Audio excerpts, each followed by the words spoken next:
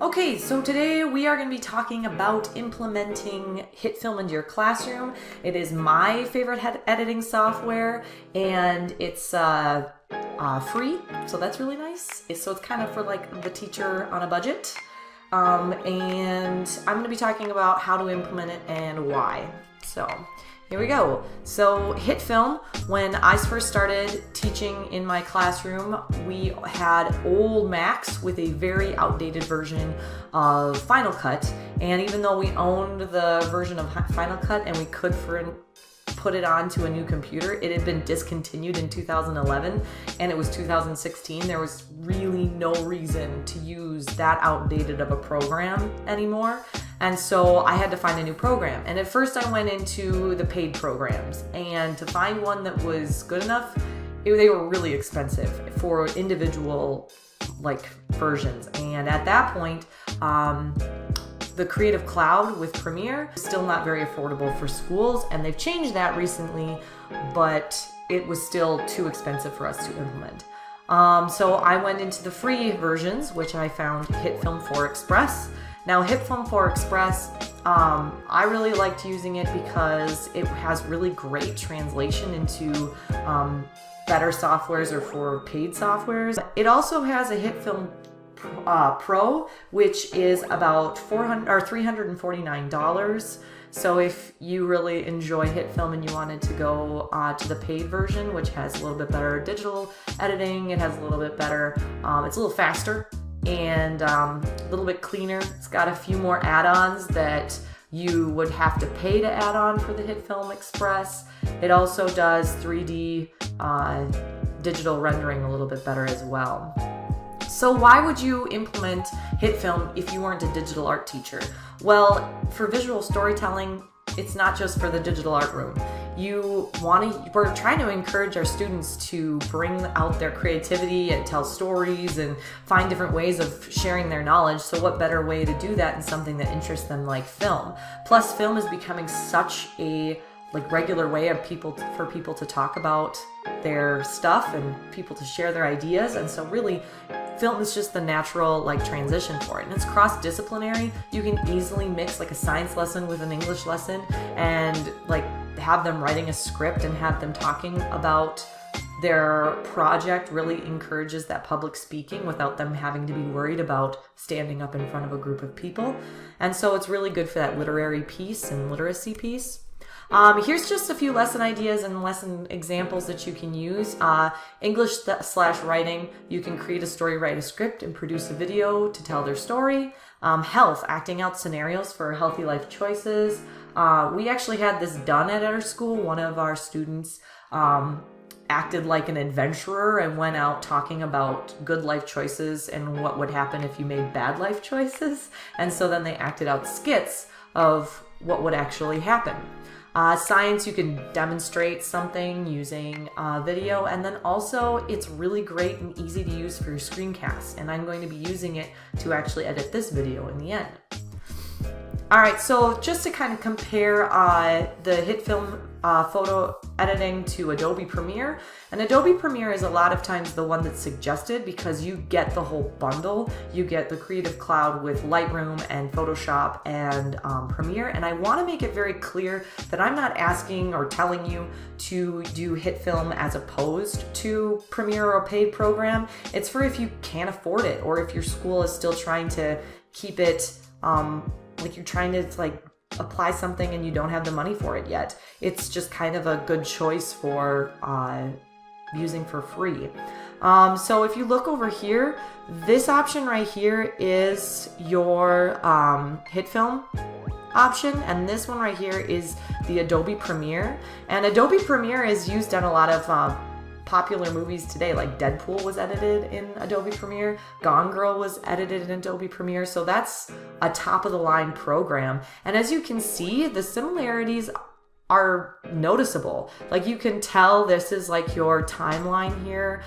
There's the sound adjustment right here, your canvas and your trimmer, and so on the back side here. And so you can easily translate the information, knowledge you get from HitFilm into a more extensive program like Adobe Premiere without having to lose all the information you learned.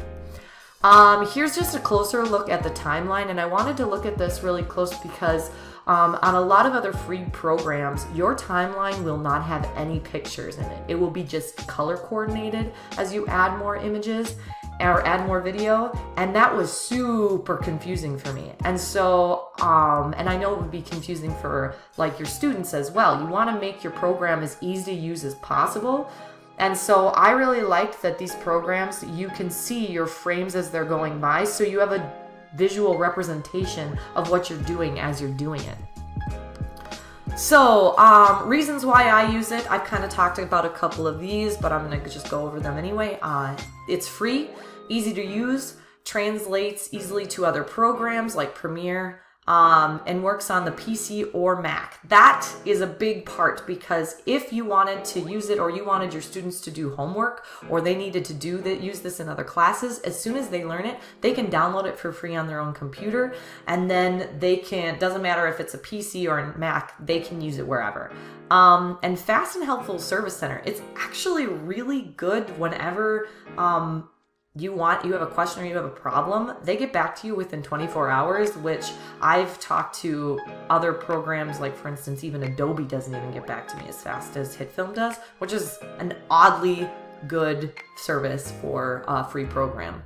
And then encourages learning new techniques. So this is when you first get into HitFilm, and we'll see this when I go through the demonstration part of this video, they are constantly offering new ideas and new add-ons that you can use that are free, that they're pushing out to you for like learning new things. Like they try and stay up to date with things that are happening in film, and then they are constantly adding links to how to learn it yourself. So not only are you going into the program and just using it, they're constantly offering tutorials on how to better yourself. And then automatic updates. So automatically, as soon as like it changes, they're constantly like adjusting it because it's all connected to the internet. So you do need to have internet access to use HitFilm.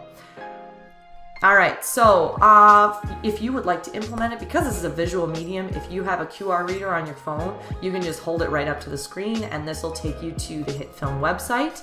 However, if you would like to get it for your school, when you are getting HitFilm, if you do it just for yourself, you actually add your email and a username, and then they give you one free program for every email you put in. However, if you would like 30 licenses for one email, they will give you a bunch of licenses. How many if you have a computer lab of 30 computers, or if you want to get it for your school, so you need like over 100, they will put them all on one email.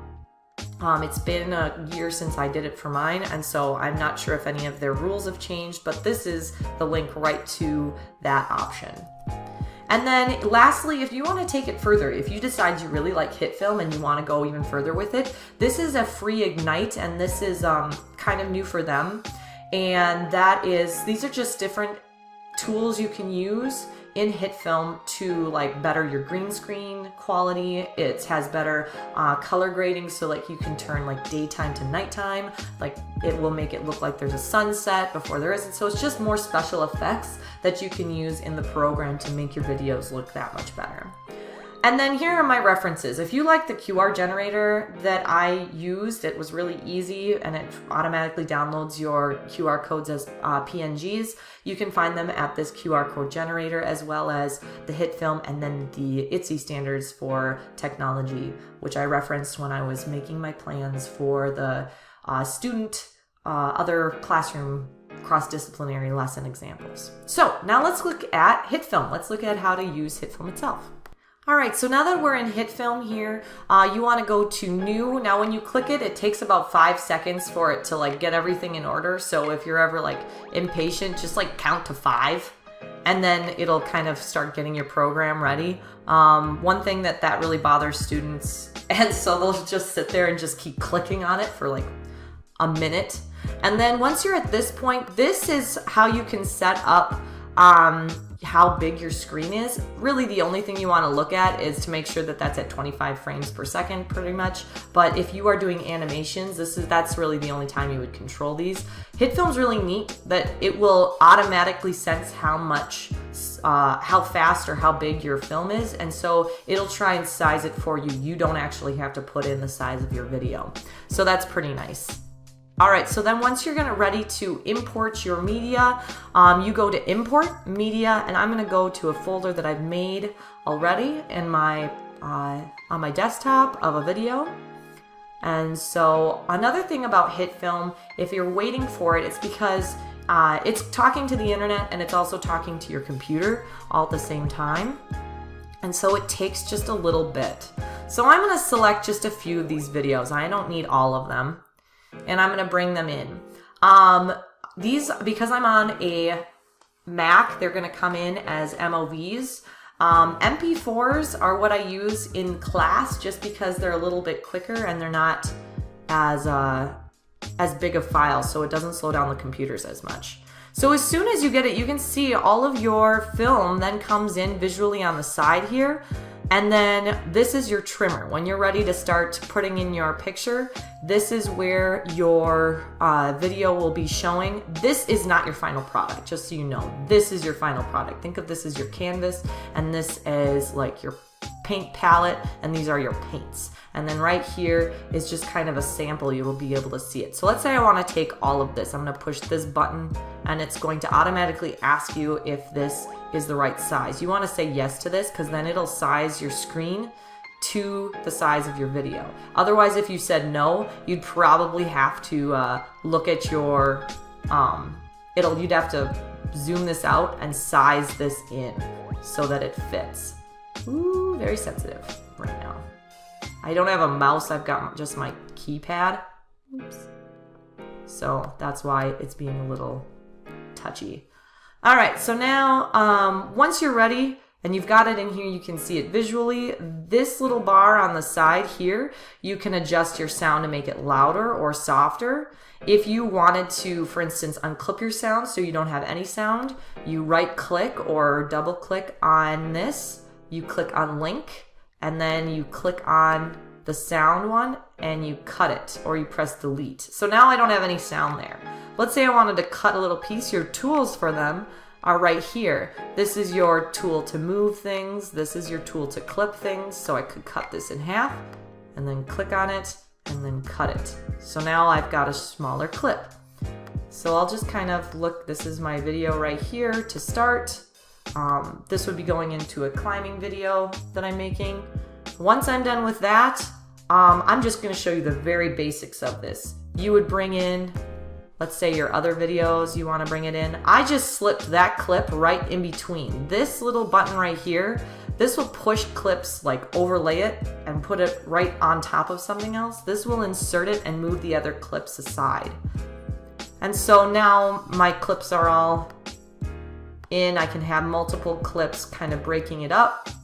Let's say, hypothetically, I finished my entire video for you right here. Once you're done, you can start exporting your video.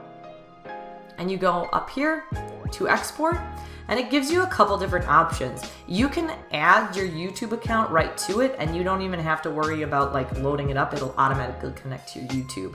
And some students do have YouTube, and so they actually turn in their videos using a link from YouTube if they want, and some do the MP4. So as soon as you're done with your MP4, there's a little, right at the bottom, just out of my screencast, there's a little button that says export, and then you click that, and then you can go in and click save as, and you really want to name this. It will not allow you to save this unless you name it. I'm going to put this example because this isn't a real thing. This isn't a real video, and I'm going to save it to my desktop, and I'm going to push save. And this is going to save my video as an MP4, which is a really basic, like it's not a super high quality video, but you know what, it's compressed and it's basic, it'll go anywhere. So it is exporting, and I'm getting a little pinwheel. Usually the export for a video that's like only like a few minutes long, it'll only take a few seconds. And the export part is really nice and quick. You will be able to see your video on your desktop once you're finished. So if I wanted to look right here, there's my little example. It pops up right there, nice and visually on my Mac. How nice is that? So that's pretty much all I need to tell you about it. Again, if you wanted to download or see any of the links that I had available, they're going to be in the Dropbox down below in this video.